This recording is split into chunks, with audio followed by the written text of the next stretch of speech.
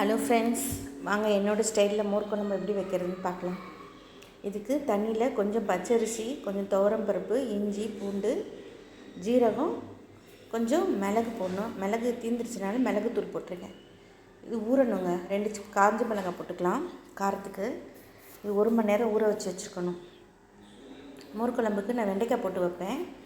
வெண்டைக்காய் கொஞ்சம் அந்த கொலன்னு இருக்கிறது போகிறதுக்காக ஃபஸ்ட்டு நல்லா வதக்கிடணும். ட்ரையாக வதக்கிட்டு அதை கொஞ்சம் எடுத்து வச்சுக்கலாம்.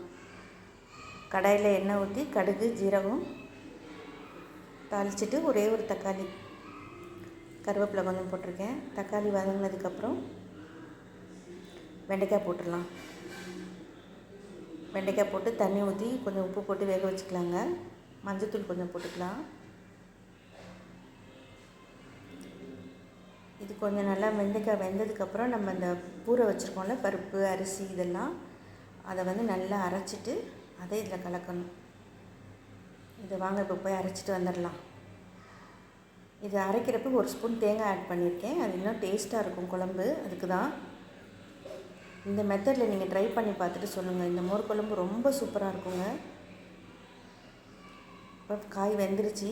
இதை ஆட் பண்ணிவிட்டு இதை நம்ம கொஞ்சம் நல்லா பக்கத்துலேயே இருந்து கிண்டி விடணுங்க. ஏன்னா பருப்பு, அரிசி போட்டிருக்கறதுனால அப்படியே அடி பிடிக்க ஆரம்பிச்சிடும். நம்ம சிம்மில் வச்சு நல்லா கிண்டி விடணும்.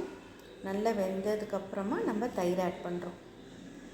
தயிர் ஆட் பண்ணிட்டு கொத்தமல்லி தூள்லாம் இறக்கினோம்னா சூப்பரான மோர் குழம்பு ரெடி.